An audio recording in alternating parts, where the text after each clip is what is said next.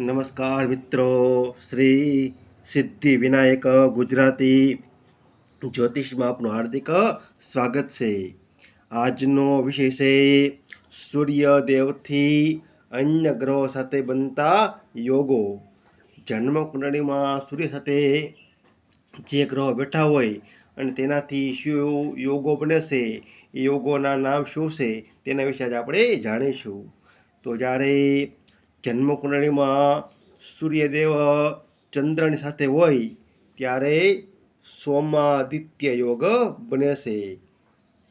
ચંદ્રનું નામ છે સોમ અને સૂર્યનું નામ છે આદિત્ય, એટલે સોમાદિત્ય. આ બંને ગ્રહોની યુતિ હોય એને કહેવાય છે સોમાદિત્ય યોગ.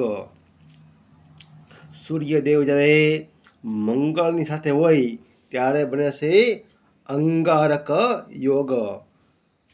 કારણ કે બંને અગ્નિ તત્વ છે, બંને અંગારક છે. અંગારક કહેતા અગ્નિ. સૂર્ય પણ અગ્નિ છે અને મંગળ પણ અગ્નિ છે. માટે બંને ગ્રહો જ્યારે હારે બેઠા હોય કુંડળીમાં ત્યારે અંગારક યોગ બને છે.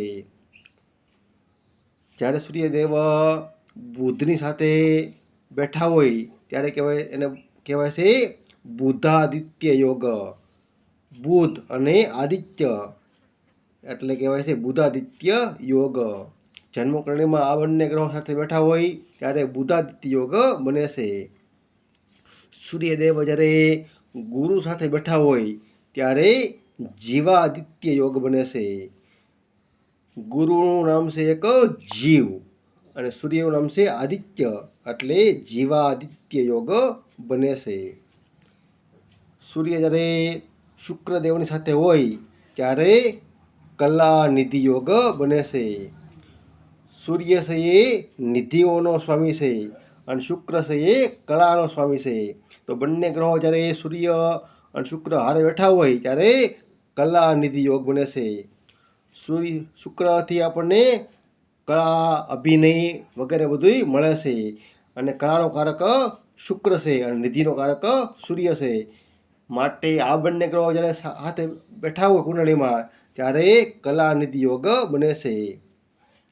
સૂર્યદેવ જ્યારે શનિદેવની સાથે બેઠા હોય ત્યારે સંઘર્ષ યોગ બને છે. કારણ કે સૂર્ય છે એ પૂર્વ છે અને શનિ છે એ પશ્ચિમ છે. એક પ્રકાશ છે તો એક અંધકાર છે. સૂર્યદેવ છે એ પ્રકાશ છે અને શનિદેવ છે એ અંધકાર છે. જ્યારે આ બંને ગ્રહો કુંડળીમાં હારે બેઠા હોય ત્યારે સંઘર્ષ યોગ બને છે. સૂર્યદેવ જ્યારે રાહુ સાથે બેઠા હોય ત્યારે ગ્રહણ યોગ બને છે અને સૂર્યદેવ જ્યારે કેતુ સાથે પણ બેઠા હોય ત્યારે પણ ગ્રહણ યોગ બને છે. આ રીતે જ્યારે જન્મકુંડળીમાં સૂર્યદેવ આ ગ્રહો સાથે યુતિ કરે ત્યારે આવા બધા યોગો બને છે. ગુજરાતી જ્યોતિષ વિષયક વિડીયો જોવા માટે મારી શ્રી સિદ્ધિ વિનાયક ગુજરાતી જ્યોતિષ ચેનલને સબસ્ક્રાઈબ કરી શકો છો. તેમજ કુંડળી માટે આ નંબર ઉપર કોન્ટેક કરી શકો છો. તેમાં મિત્રો વિડીયો પસંદ આવે તો લાઈક કરો, શેર કરો અને ચેનલને સબસ્ક્રાઈબ કરો. નમસ્કાર મિત્રો.